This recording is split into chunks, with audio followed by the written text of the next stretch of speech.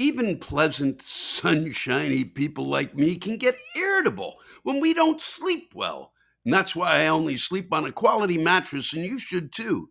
Head straight to GhostBed's website for US made mattresses with premium materials backed by 20 to 25-year warranties and a 101-day sleep trial.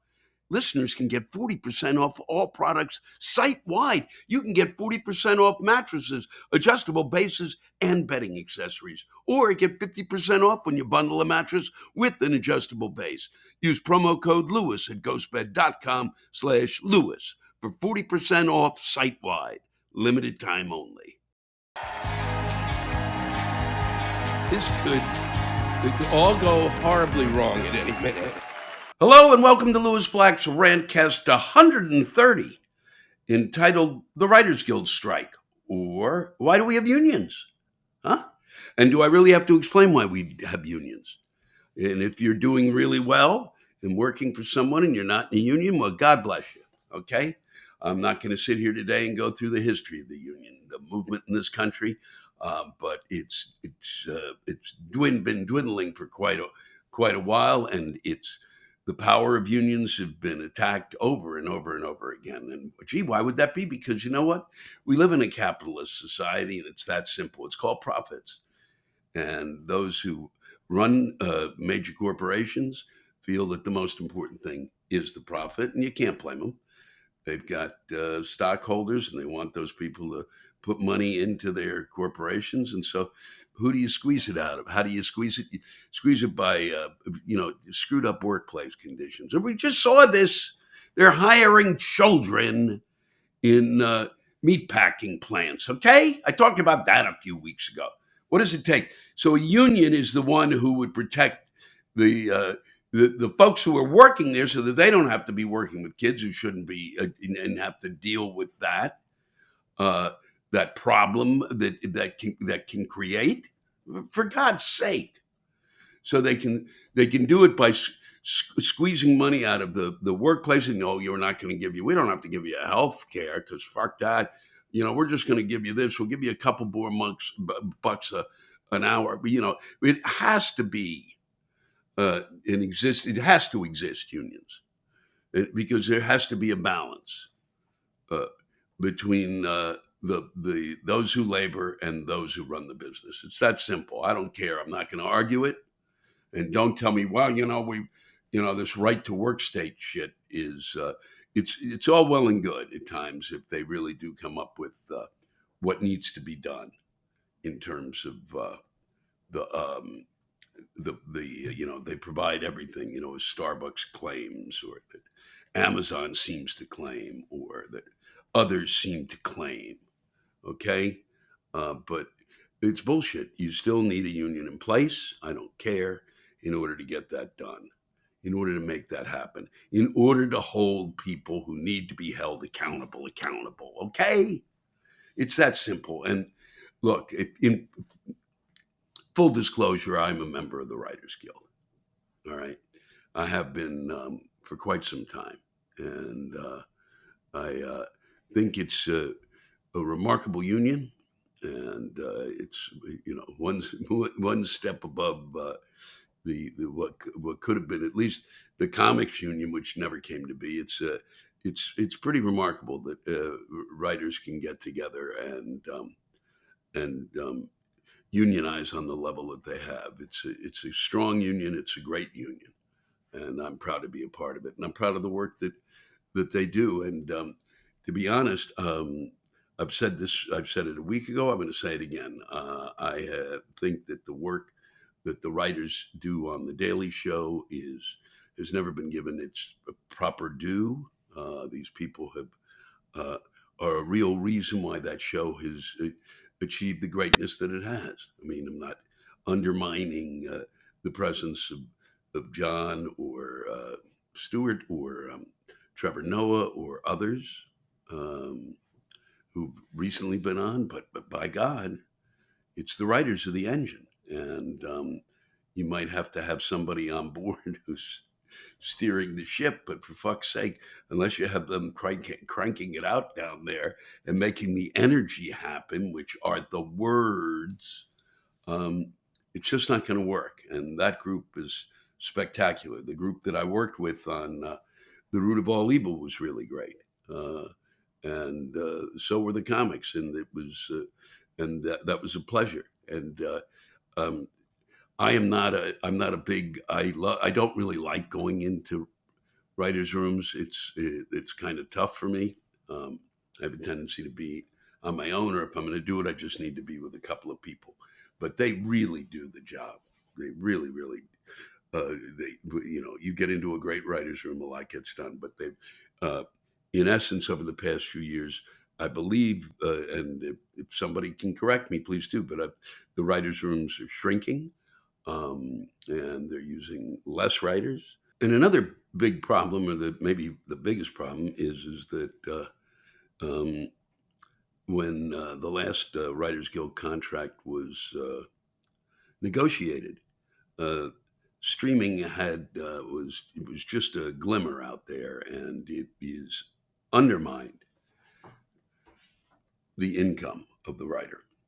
To give you an idea, um, when writers wrote for network television, and and even for some, I think for cable shows, there was especially with the network, the show goes on, the writer gets the paid for that show. Then if they show it again, they get paid again. Then if they show it again, they get half and a quarter and an eighth, and it goes like that. The same. I think that's true. I'm sorry if it's not, but I'm pretty sure it's close to that. I know that certain shows have been huge boons for writers who worked on them, and that because of the amount of times that they've been shown, like a Seinfeld or Big Bang Theory. Uh, but with streaming, they're just showing it. Here we got it, and now we're not going to pay you for when we repeat the show, and that has to be brought to account because it has undermined the income of the writer, and it's undermined the income of the union, um, which needs the input from that kind of financing in order to support the pension programs and the healthcare programs. So it's that simple. Uh, I hope if there's some folks out there who can elucidate this a little bit better than me. I've been too busy with my fucking my my my new special coming out, and pushing and advertising that, and getting ready to go to Europe, and doing these last few shows and trying to give really the audience the best show that I can at this point as I really work on what is essentially new material. And I'm doing that all on my own in my head. Very little of it's written down. So the Writers Guild is on strike, and I think that it is vital and important as any strike where labor is threatened by not having the income that is necessary in an industry that creates massive amounts of income. Just look a few years ago what Netflix was paying for comedy specials. It was like $40 million they were throwing at people at $40 million for one special. Really, Netflix? And you can't pay something else for if you stream it. Oh, but if 5,000 countries, because that's the other thing. It used to be, you had a show like my friend Mark Lynn-Baker had a show was seen in 100 countries. Perfect Strangers. Now it's automatically seen in 100 countries because of Netflix, and but there's no money coming back from that, and Netflix, from what I gather, will not tell you how many eyeballs are watching, and it should be if somebody turns it on, boom, the writer should get something for that. It's that simple. Um, my friends, they do some great work, the Writers Guild, and today I'm going to, besides honoring the Writers Guild, and hopefully at least getting somewhat of my words out about unions and the strike, is to talk about the Writers Guild initiative, which a friend of mine, Richard Dresser, is the president of. I don't know how he won this. It's incredible. I'm just going to take a moment to give you an idea of what the Writers Guild Initiative uh, does. They have a signature program called the Helen Deutsch Writing Workshops, and these workshops share the tools of storytelling with a range of invisible communities and groups that are not often heard in the public discourse. And since the current COVID-19 pandemic, we've worked to create models of our workshops that are fully online. One group that I want to honor the work of, it's an extraordinary group, is within the Writers Guild, is the Writers Guild Initiative, a group that is led by my friend Richard Dresser, and another friend of mine is deeply involved, Willie Reale, and others, too numerous to mention right now. Just to read you, the signature program of the initiative is the Helen Deutsch Writing Workshops. Since 2008, these workshops have offered the opportunity to explore storytelling in all its forms with guidance and support from professional novelists, playwrights, screenwriters, and television writers, with a range of populations not often seen and heard in public discourse. And by that, the children of military families, 12 to 18, they work with them in terms of writing. They work with nurses who are on the front lines in terms of the pandemic, in terms of it's finding ways for these folks to express really the traumas that have happened to them. The those they've worked with the wounded warriors, those who are wounded and their caregivers, and allowing them the opportunity. Muslim writers who at times don't have the that opportunity to have their voices out there. And there was folks who were traumatized basically by Hurricane Sandy, and who were upended by that disaster. It's basically an extraordinary outfit, and I go to their benefit every year. It is remarkable as they read a group of writing from a number of these groups of folks. Sometimes it's just from one, and it is stunning, read by really some of New York's finest actors, some of America's finest actors.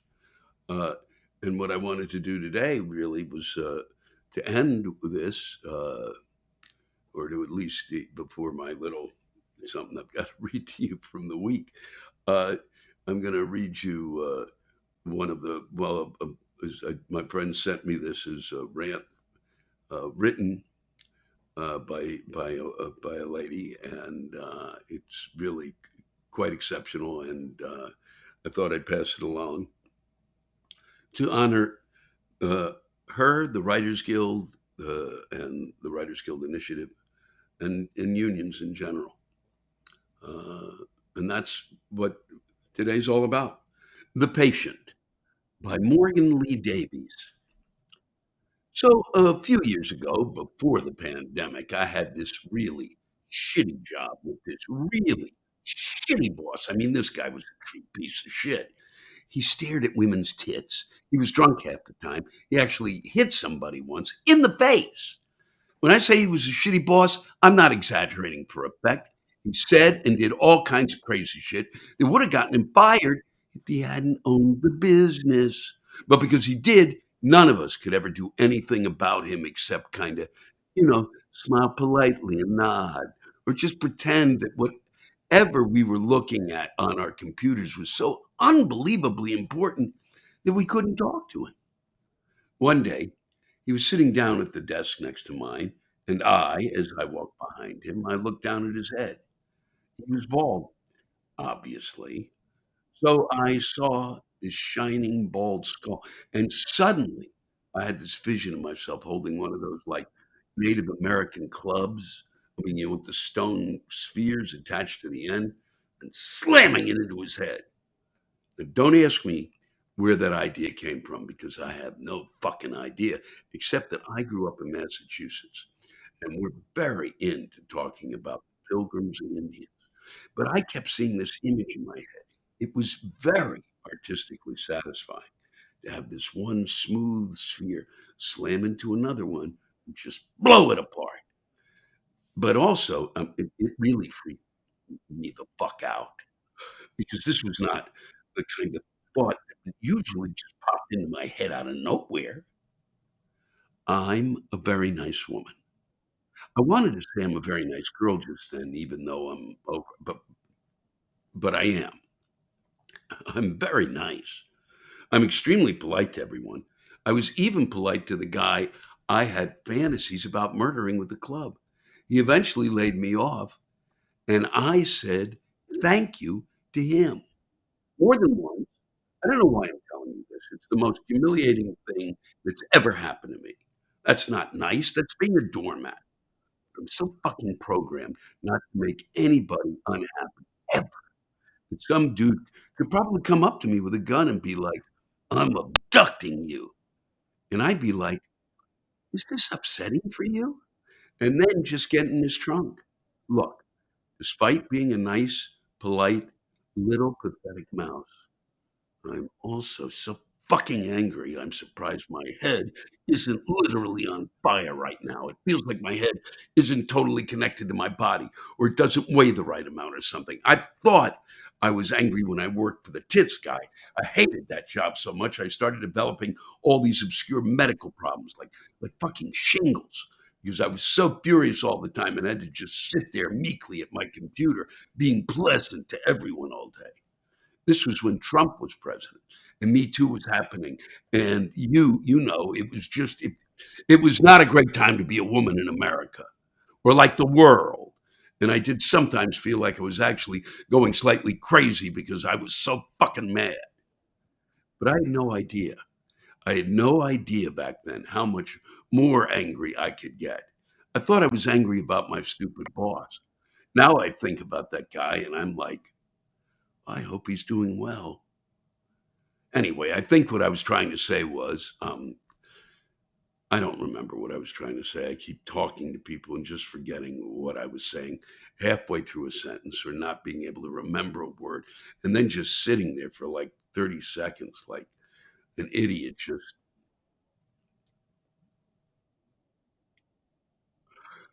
you have to exercise.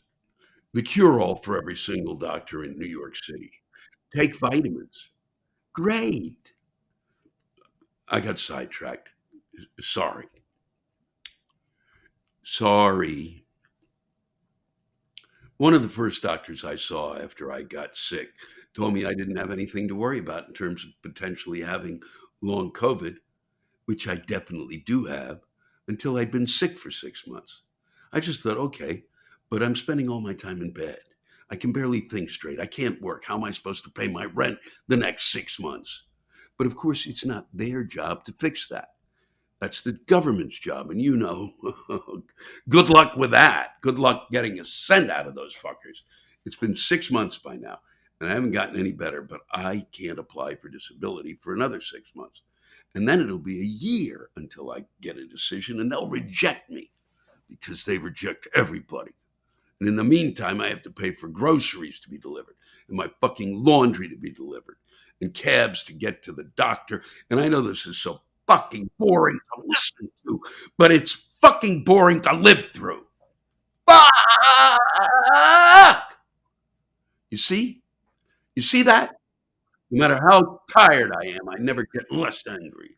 I don't know. Maybe I should be grateful that I can still get so worked up that I'm not on a fucking ventilator somewhere, just emotionally dead or suicidal. Because let me tell you, there are people with this who just want to die. I go to a support group, and there's this one woman there. I can't even describe what she's going through. Worse things than I had ever imagined happening to a human body. And every time I open up my Zoom session, I wonder whether she's going to be there because I know she wants to die. You can hear it in her voice. I kind of think, well, what if the anger weren't there? What would happen? I don't know. So I think it's good, but it makes me tired too. Everything makes me tired, but the rage, it's like it's burnt up my nerves, my neurons. I've forgotten the other feelings, but I can't stop. I'm not making a decision about this. It's just happening. It's all just happening to me. I'm just here and it's happening whether I like it or not. I don't have any control over it. I don't have any control. I don't have any control. I don't.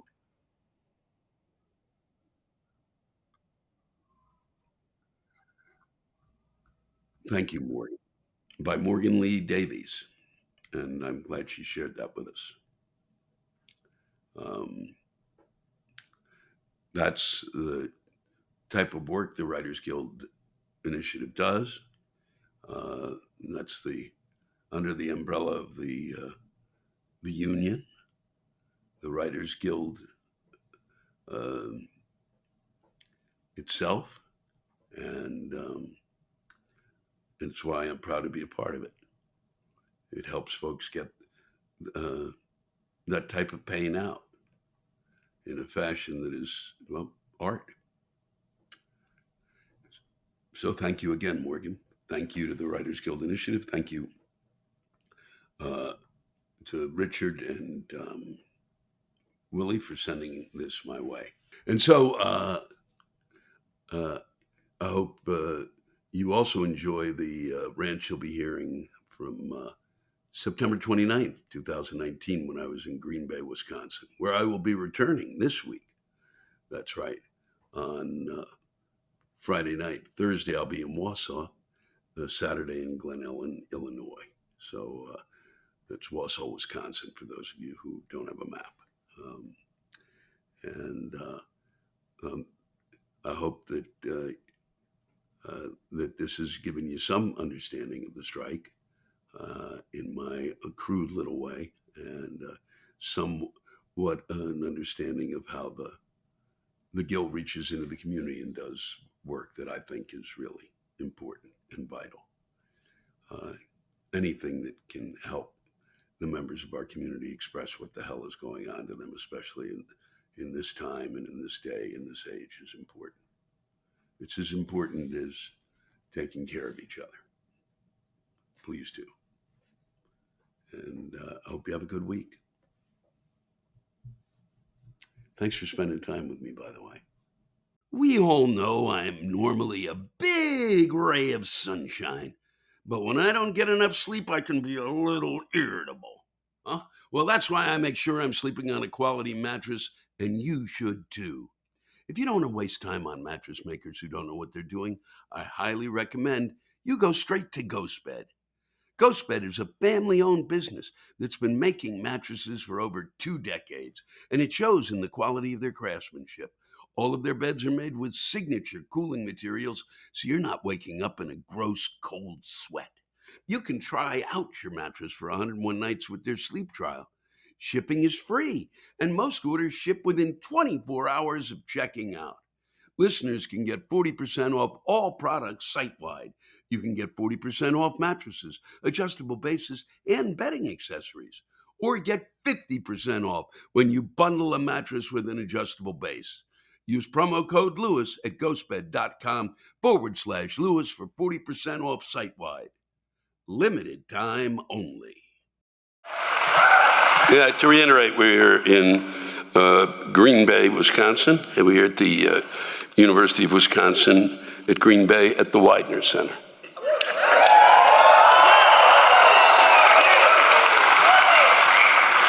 And we were lucky enough to be able to perform in Green Bay at this time of year on a Sunday. And we were able to do that because the Packers were played on Thursday. And so we were able to actually sneak in. And there was an opening. Normally we'd have more people, really, but the Packers, and I was rooting for them, sadly lost that game. And so a lot of the people who are going to come are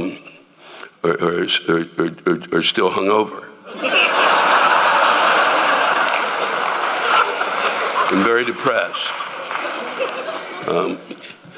If you've never been to Green Bay, and even if you don't like football, it is well worth your time and your energy to come here, because the stadium here, I would consider to be, it's like you say, oh, I've been to the Vatican. Well, you know what? Lambeau Field is the Vatican of pro football.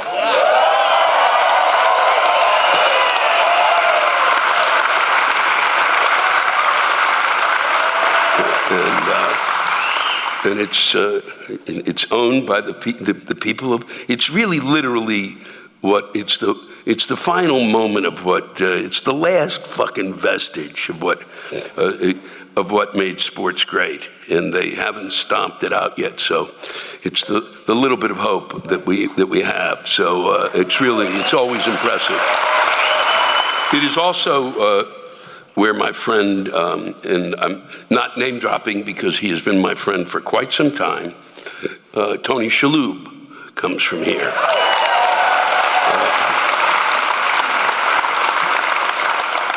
And I knew him when he was Tony Shalhoub, not, you mean that Tony Shalhoub?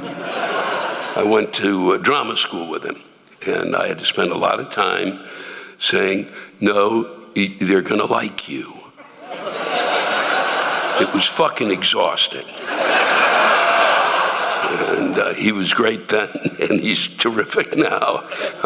And I still can't figure out, and I've said this time and again when I've talked about him, is how his family from Lebanon, and he's told me how, and my brain just refuses to accept whatever his explanation is. His family came from Lebanon and ended up here. It's really impressive. I mean, that's the American dream on a level that's psychotic. But I was excited. I sent him an email. He hasn't written back. I said, where the fuck am I supposed to eat here, you fuck?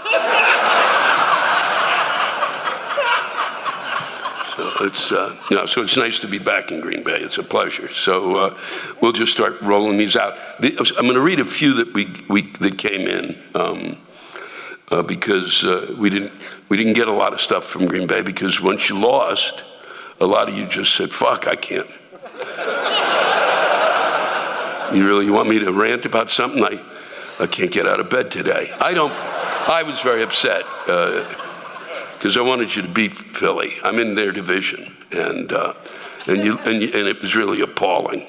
And I take full responsibility, because if I root for a team, generally they get fisted. So I apologize.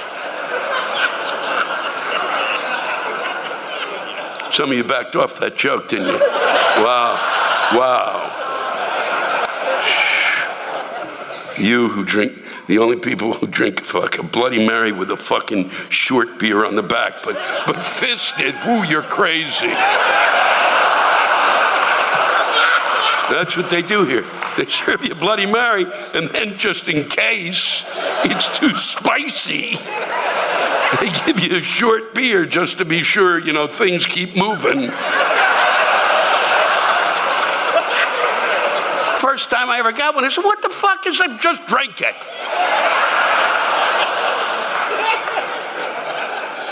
This is from Nathan. We were in Fargo a couple of weeks ago. He said, I'm glad you got to see the sun on this trip, which I did. You must have had bad luck previously, because while North Dakota is unbearably cold, it is also very sunny.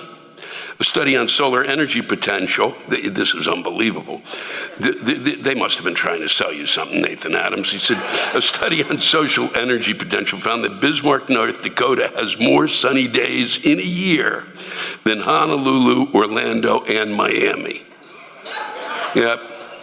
We're on a university campus. I'm going to have these fuckers look it up. This is from Jim Wright. We were at Cedar Falls. I was at your show. There was a brief discussion, also a discussion, I didn't put it all in. There was a lot of discussion here of roundabouts.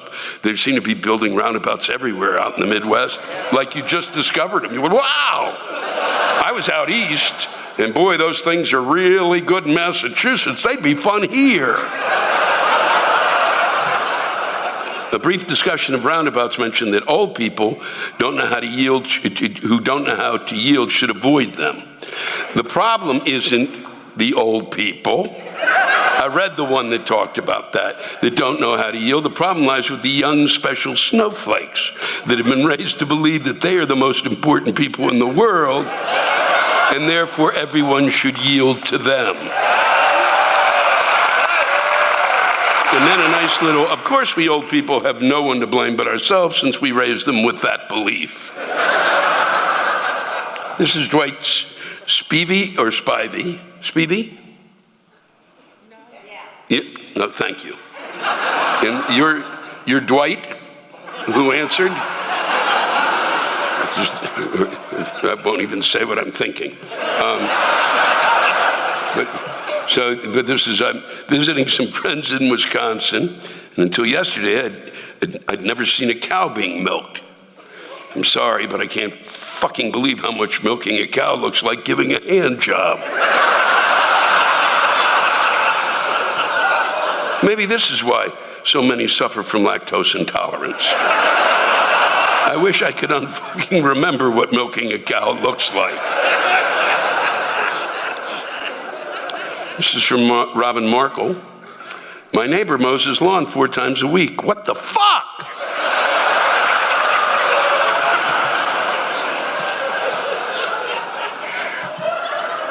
Wow. Well, I wonder what drug he should be taking. He can't, not in the winter, he can't be, what the fuck? That is really fucking nuts. Unless he's out there with a scythe. If that's the way you pronounce it, I've never said that aloud. This is from Bennett Knopp. I think if I got that right, I did? Good. One day after buying a new gun, my boyfriend shot it through our apartment window. And didn't tell me until I got home from work. Best part, I was the one to walk with my hands up to meet the cops.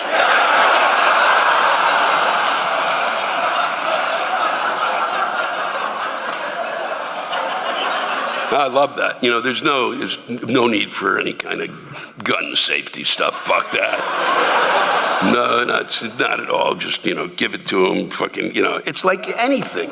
It's like that fucking, I got a smartphone. It's immediately you start taking it out and go, every fucking time you get whatever the fuck it is. I'm sure these fuckers who've never seen a gun before get it home and they take it out of the thing. They don't even look at the instructions. They go, God damn it, I can use this.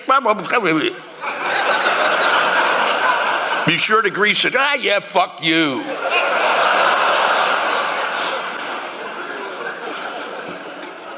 Can't be this person's name. Frenchy Fatwa, that can't be your name. If it is, that's really off the charts. It looks like Tampa Bay just beat your LA Rams. All right, let's get something straight, fucker.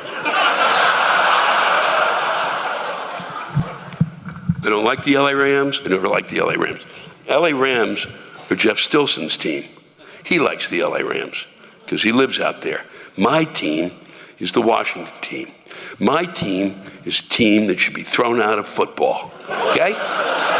Or you should get on your hands and knees after this show and pray that we're on your schedule.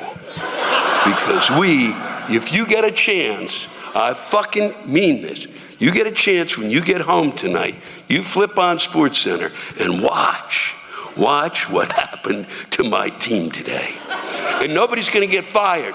Nobody's gonna get fired! The owner's an asshole. The defensive coach, they wanted to get rid of him and they couldn't. How are you not able to get rid of him? Just go get out of here. We could do better if the guys just stood around in a circle and go, what do you think? Let's stop him. Woo! Seriously, watch what the fuck happened. We intercepted some passes today because we were playing the Giants. James Salkind, who does our tech stuff here, that's his team. Even he was kind of shocked they won. They're the shittiest defense in the league. They're 5 shittier than my piece of shit defense. God damn it. The LA Rams are too good for me, you fuck.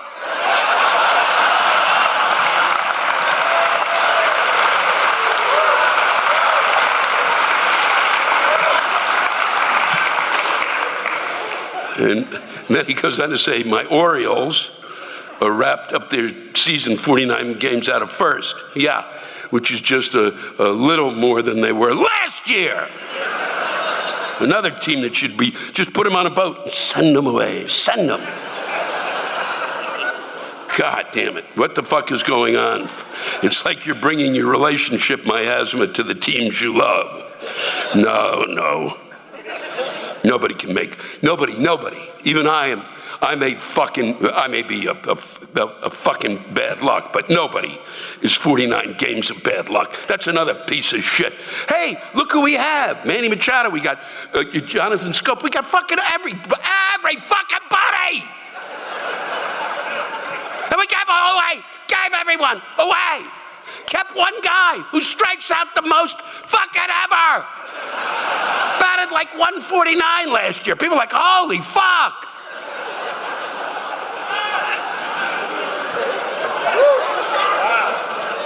Son of a bitch. And you guys are playing this week, aren't you? Milwaukee plays, right? Yeah, right. Yeah, fuck you. Yeah, woo-hoo. God damn it. Your baseball team is better than my football team.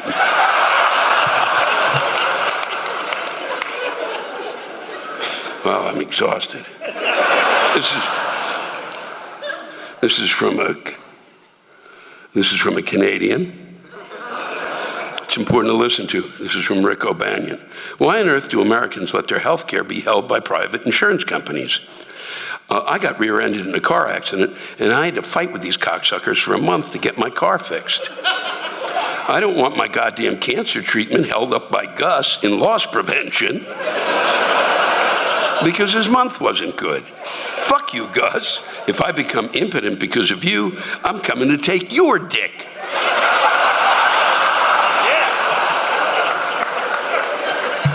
This is a really well-written sentence, I thought. The next one coming. Every fucking country on earth that doesn't behead people has some kind of social medicine program.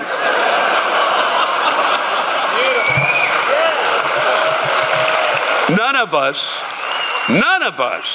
have switched back to private ever. We spend less than you do, get better help, live longer, and don't have to ration a drug like insulin and fucking die because the CEO of the fucking company needs a fifth goddamn yacht. Your health system puts millions of people into bankruptcy. That's fucking insane. And cruel Canadians fucking rioted because we had to pay to park in the fucking hospital parking garage. They did. They rioted and said, fuck you, we ain't paying to fucking park here, you fucking dicks.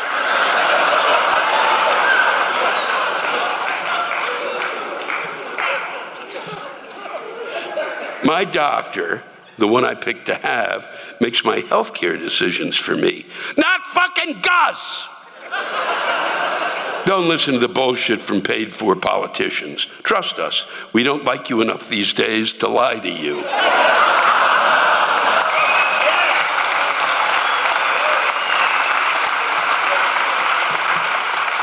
We'll end with this. I just want to say thanks. You guys have been terrific. We had a great week this week, and it was wonderful to be here with you tonight.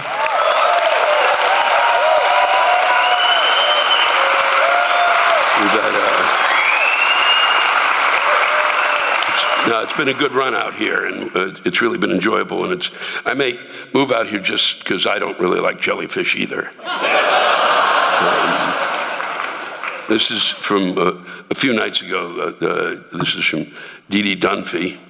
And why is it always someone less than half my age telling me there are no worries? I don't mind hearing that it's all good, but enough with the no worries shit. In fact, I'm pretty sure there are an infinite number of things to worry about. Like, how are we supposed to tell the difference between a death rattle and when someone is snoring?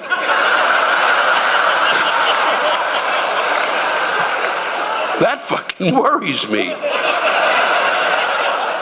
And who isn't worried by the expression on the Oreos logo's face? Thank you. You know, the cartoon bird with the shifty eyes. I'm not even an Orioles fan, but it worries me when I feel like a giant cartoon bird is taunting the shit out of me. It's been a pleasure. Good luck, Green Bay. Good luck next week. Take care of each other. Thanks to all of you for listening to my Rantcast. If you have a rant you want to get off your chest, send it in to me at lewisblack.com/live. You can think of it as therapy, or whatever you want to think of it as. Just let it rip. And I want to thank the true stars of our show, the ranters, and the splendid rants they gave us. Lewis Black's Rantcast was created and hosted by me, Lewis Black. Our live rant audio was produced by James Salter. Our theme song by Chris Lane. Executive producer, Ben Brewer. Executive producers, Matt Kleinschmidt and Robert Kelly for the Laugh Button Podcast.